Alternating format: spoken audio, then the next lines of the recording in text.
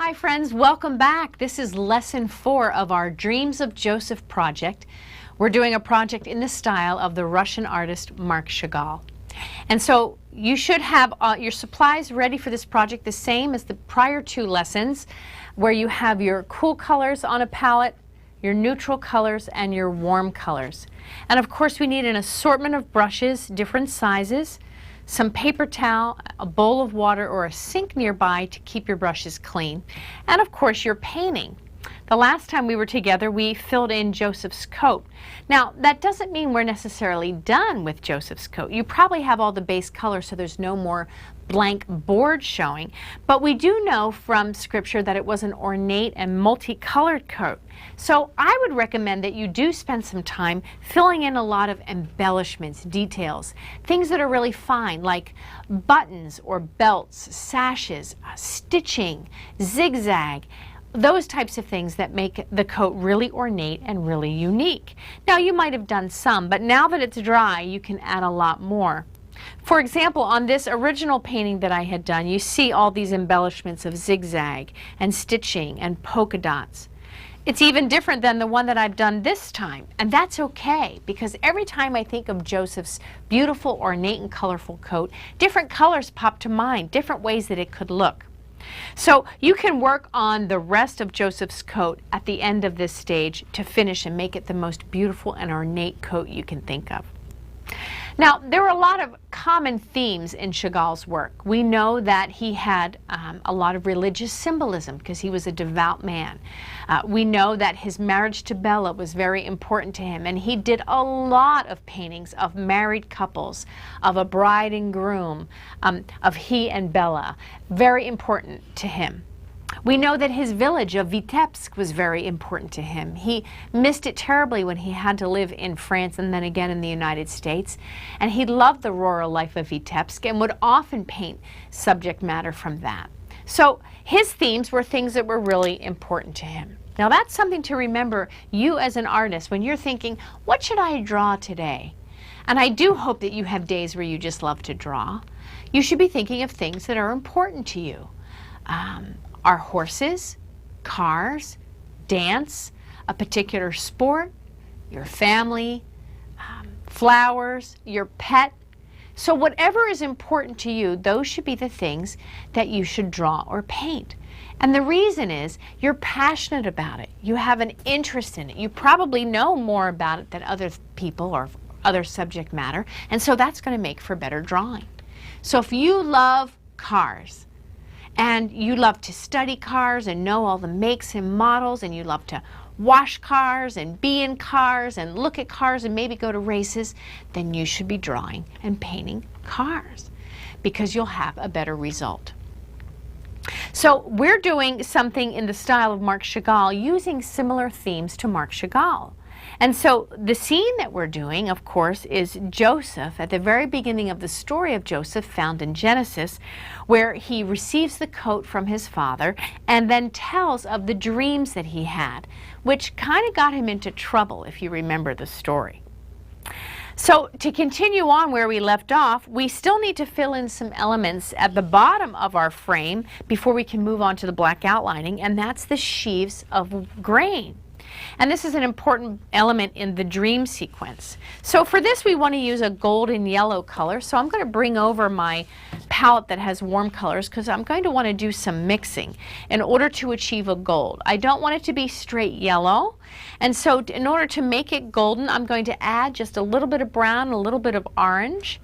And so I'm going to take, this is fairly golden yellow kind of to start with, but I'm going to bring in a little bit of orange, lay it next to it, a little bit of brown, lay it next to it, and then I'm going to bring in just a little bit of those 2 colors to mix until I get what you would call a gold, like a gold wheat color.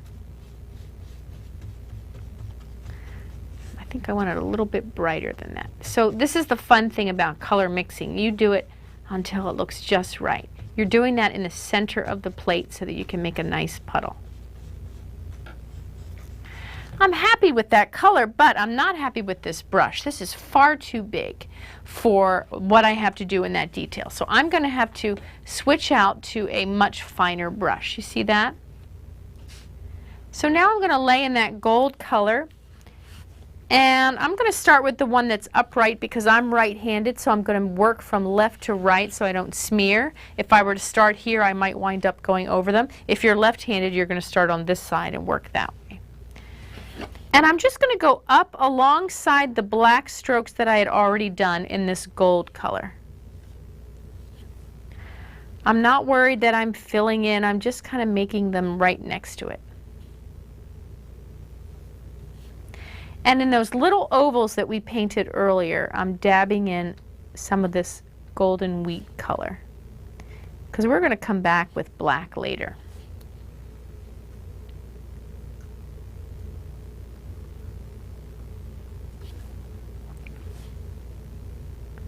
Now, because the sky is nice and dry from an earlier lesson, I can even paint over it and not worry that the paint colors are going to mix. So there's my upright stalk, and now I want to do the stalks that are bowing down. So real quick, I should be able to go in kind of in between that black there, and then just dab in those ovals that were the heads of grain.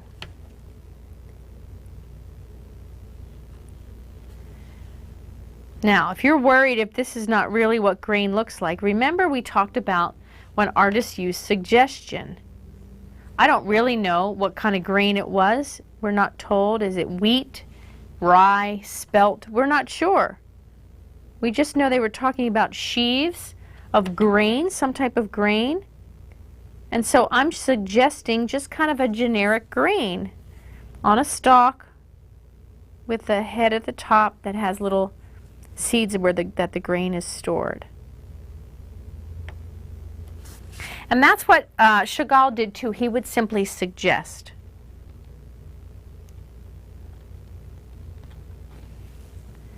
So keep going with your stalks until you get all 11. And if you're not caught up with me, then just pause the DVD, and when you've finished your 11 stalks of grain, like this, then come back.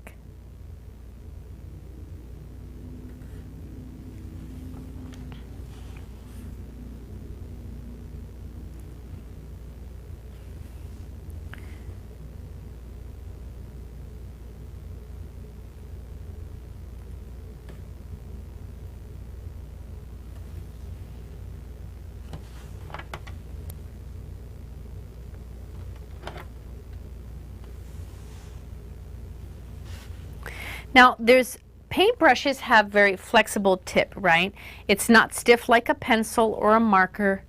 It's hair, very fine hair. And they're all bunched together so that you can brush, but they're very flexible. So it takes some practice in learning how to work with something so flexible when you're used to writing with something that's stiff, like a pen or a pencil. You can't apply as much pressure unless you really want to smash down the bristles of your brush. So you have to have a much lighter touch. Painting takes practice. You probably know that. If you play a sport and you get really good at it and then you move on to a new sport, it's not going to be exactly the same. You have to learn how to respond, say, to that ball. If you're moving from tennis to basketball or something else. So painting, because the brush is flexible, requires you to learn how the brush responds, how much pressure you can use, which way you're supposed to hold it or move it to get it to respond the way you want. And if you don't have a lot of practice painting, I can see how it might be a little frustrating the first time you do it. Now, sometimes paint on a paper plate palette will start to dry out.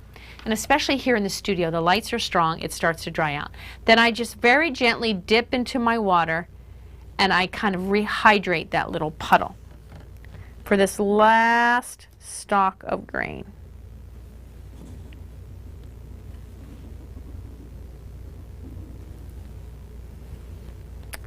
And I'm going to fill in these little ovals.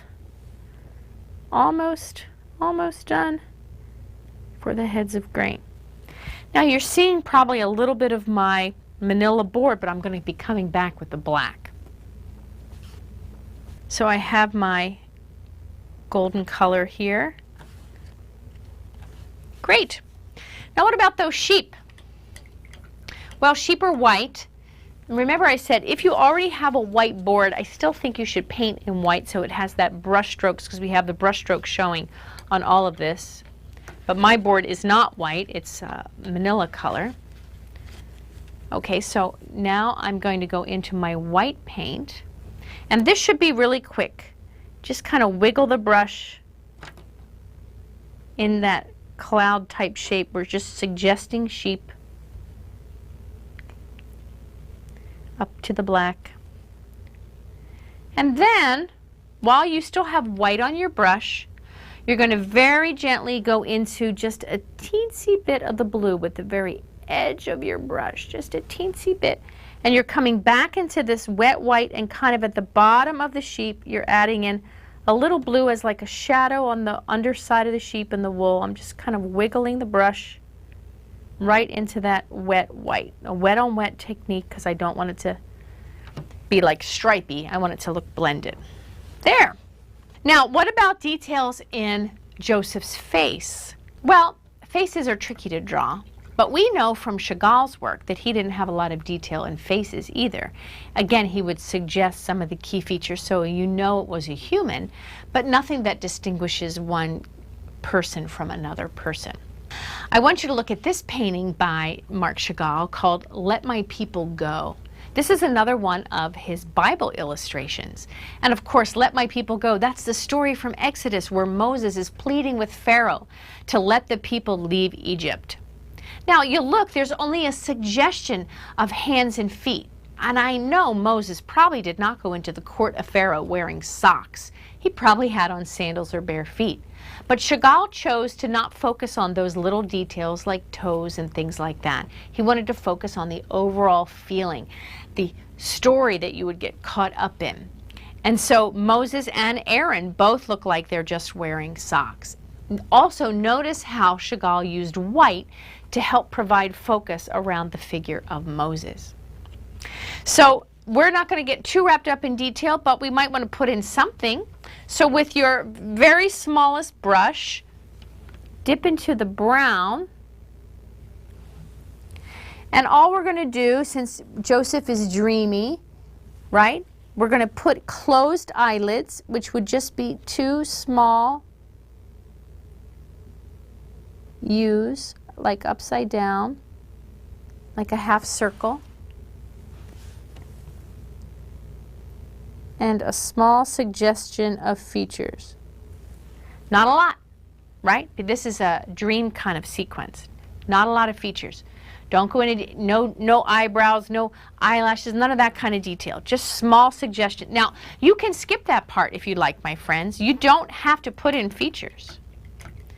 Now, after that, I'm going to take my brush and rinse it so it's wet.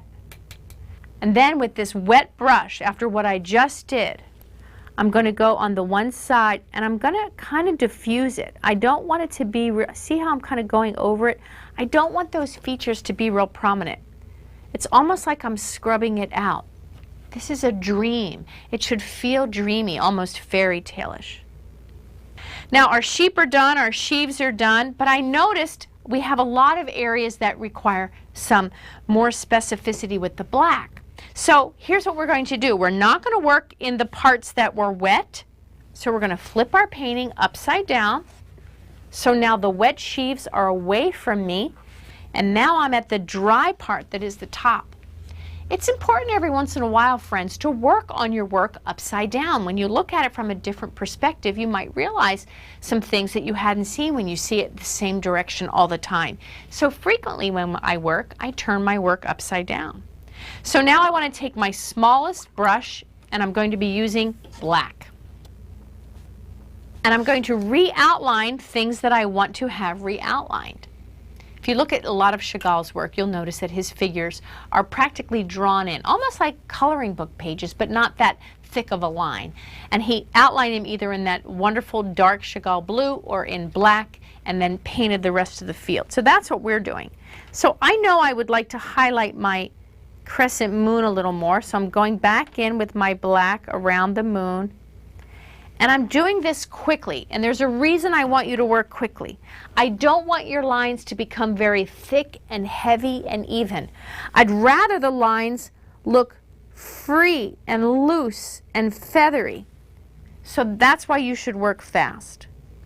And I'm going to go back and define my stars more with very thin black lines like so.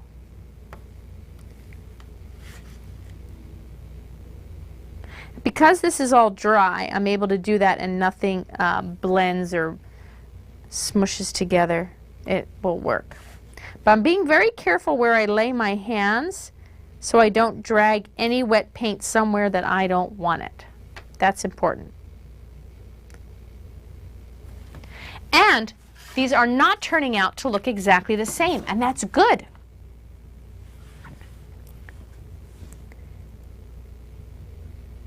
Your lines, some could be thicker, some could be thinner. Not a problem.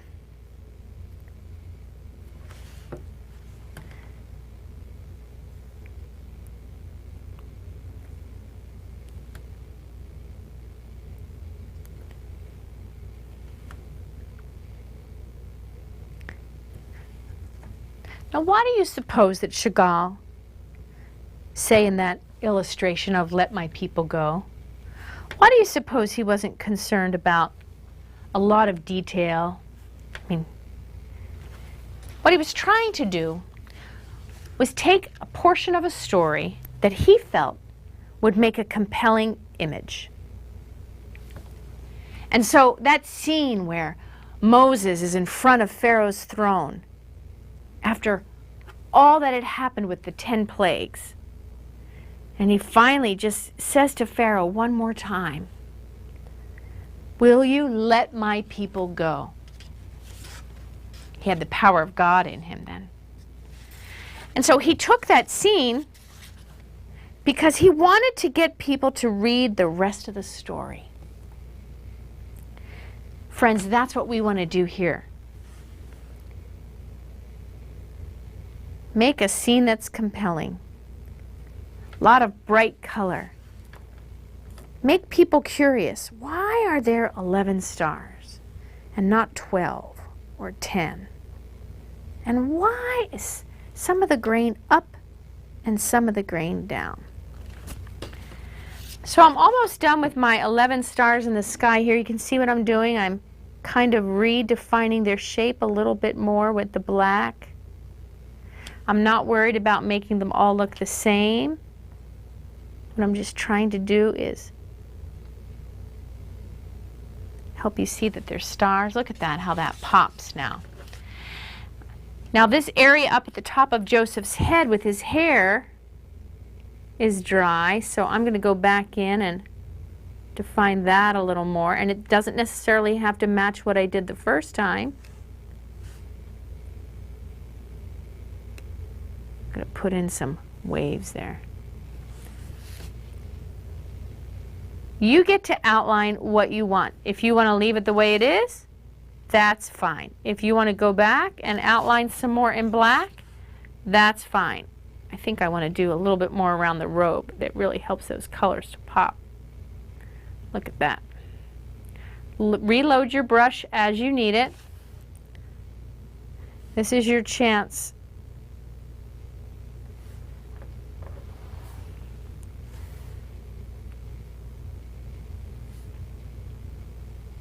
You know, there were a lot of scenes from the Bible. We know of at least 105 that Chagall did when he had to illustrate the Bible. So many stories to pick from. So many scenes he could have illustrated. Here's one I wanted to share with you. This is called Meeting of Ruth and Boaz. When I look at that image, a woman who's down on her knees, obviously grateful up at the man Boaz, it makes me want to read more. I kind of remember the story, but I don't remember it all. So it's a compelling image that he selected out of all the scenes that could be in the Bible. He said, I want to do this one. And it makes me say, well, let me go to the book of Ruth and find out what's happening in that story. So here it is in the book of Ruth, Ruth 2. So Boaz said to Ruth, my daughter, listen to me. Don't go and glean in another field, and don't go away from here. Stay here with the women who work for me. Watch the field where the women are going, the men are harvesting, and they're followed after by the women. I've told the men not to lay a hand on you, and whenever you're thirsty, you just go and get a drink from the water jars that the men have filled. And at this, she bowed down with her face to the ground, and she asked him, why have I found such favor in your eyes that you even notice me, a foreigner? And Boaz replied, well, we've been told all about the great work that you have done for your mother-in-law since the death of your husband, and how you left your father and mother and the homeland, and you came to live with a people that you did not know before. May the Lord repay you for what you've done. May you be richly rewarded by the Lord, the God of Israel, under whose wings you've come to take refuge. See, Ruth left her homeland and went with Naomi. Naomi was the mother of her husband, but her husband had since died. She could have gone back to her mother and father, but instead she stayed with Naomi and went wherever Naomi went, and she took really good care of her. But they were poor women. They had no men to take care of them who were going to do the work and bring in money. So they were very poor and very hungry. And they went to the land of Boaz, and they thought, you know what, after everybody else takes what they need from the fields, we'll go pick up the scraps, and maybe we can sell it to the bricklayers and make some money so we can eat. So when Boaz saw Ruth, he said, oh no, I've heard about you before you ever came here. I honor you for how well you took care of your mother-in-law. You don't have to pick up the scraps in my field. Go get water from the jugs that the men have filled up. He wanted to treat her very special. He wanted to honor her for what a great daughter-in-law she was. Well, I went and read the rest of that story in Ruth because I saw an image like the one that Chagall had done, and I wanted to find out more about the story. So what if, friends, by your painting of the dreams of Joseph, somebody sees it who perhaps does not know the story of Joseph and how God worked and moved in Joseph's life. And they say, tell me what's going on in your painting. And they want to know the story of Joseph. This is just the beginning. There's so much more to tell about his time in prison and in Potiphar's house and when he was lord over everything in Egypt. So if they are compelled by looking at your painting to read the Bible and to read the story, isn't that a great thing? And that's what Chagall was trying to do. Tell a story in his paintings so that people would be drawn in and want to know more, whether it was his village of Vitebsk or his wife Bella or the Bible. So I really hope your dreams of Joseph comes alive for someone else who needs to know the story. As you finish up the details of the black outlining and even the embellishments on his robe, may you be thinking about how your drawings and paintings can bring people in so that they can know God. I'll see you next time for another art project.